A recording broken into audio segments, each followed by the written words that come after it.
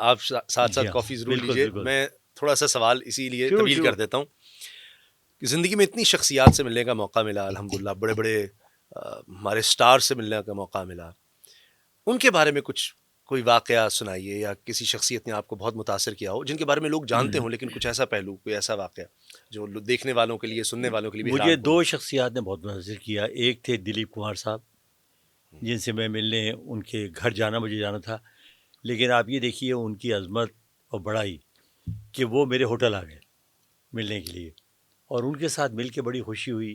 اور مجھے پہلی دفعہ احساس ہوا کہ اس شخص کے اندر ایک خزانہ ہے, علم کا, بولنے کا, فن کا, اور اس کی شخصیت کا دوسرا روپ میرے سامنے آیا.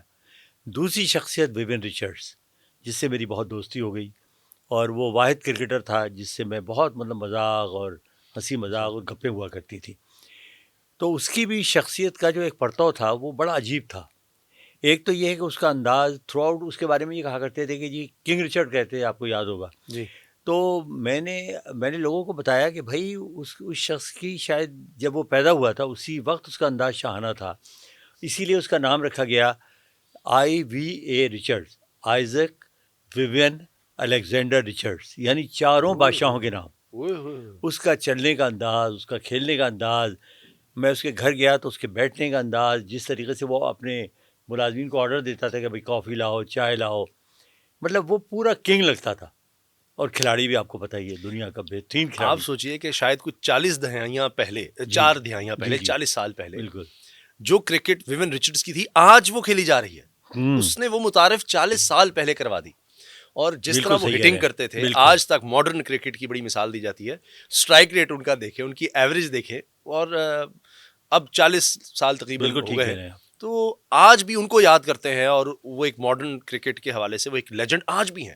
ان کا ایک کمال میں آپ کو بتاؤں کہ 1979 میرا پہلا ورلڈ کپ فائنل کھیلا جا رہا ہے. ویوین رچرڈس بڑے مشکل حالات میں کھیلنے کے لیے آئے. انہوں نے لیسٹر کنگ کے ساتھ کوئی 140 کی پارٹنرشپ کی. آخری گیند باقی رہ گئی تھی, اس پہ سارا کراؤڈ شور مچا رہا ہے, سکسر سکسر, اور ہم بھی بڑے ایکسائٹیڈ کہ کیا یہ چھکا مارنے میں کامیاب ہوں گے. اور انگلینڈ کا جو بہترین بالر تھا کرس ہولڈ, وہ گیند کر رہا تھا. اب فاسٹ بالر پہ چھکا مارنا اتنا آسان نہیں ہوتا. اس نے کرس ہولڈ بھاگتے ہوئے آئے, انہوں نے گیند کی, ویوین رچرڈس لٹرلی 10-12 قدم آگے گئے اور انہوں نے مڈ وکٹ پہ چھکا مار دیا. اور کراؤڈ کا یہ عالم تھا کہ آپ یقین مانیں کہ 15 منٹ تک کھڑے ہو کر لوگوں نے تالیاں بجائی ہیں. تو یہ ویوین رچرڈس تھے.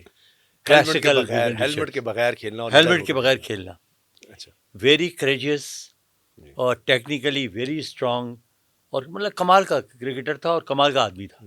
کرکٹ پہ دوبارہ آتے ہیں. جی, یہ بتائیے آج کل کیا ہو رہا ہے, کیا کیا مصروفیات ہیں, آپ ضرور لیں. میں ساتھ ساتھ گفتگو تھوڑی اپنی طرف سے بھی کر دیتا ہوں. جو آپ نے ابھی کچھ دیر پہلے بتایا جب ہماری ریکارڈنگ شروع ہو رہی تھی, اس سے پہلے, کہ ماشاءاللہ آج بھی آپ مصروف ہیں, اسکائی نیوز کے ساتھ, بہت زیادہ مصروف کام کریں. جی ہاں, میں نے اصل میں اپنا کرکٹ سے رابطہ توڑا نہیں. ایک تو یہ ہے کہ میں پاکستان بہت ریگولر آتا ہوں, اور 2007 تک میں ریگولر کامنٹری کرتا رہا مختلف FM چینلز پہ.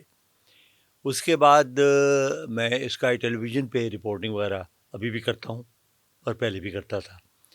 اس کے علاوہ فیس بک پہ اور اپنے یوٹیوب چینل پہ بھی میں بہت ایکٹیو ہوں.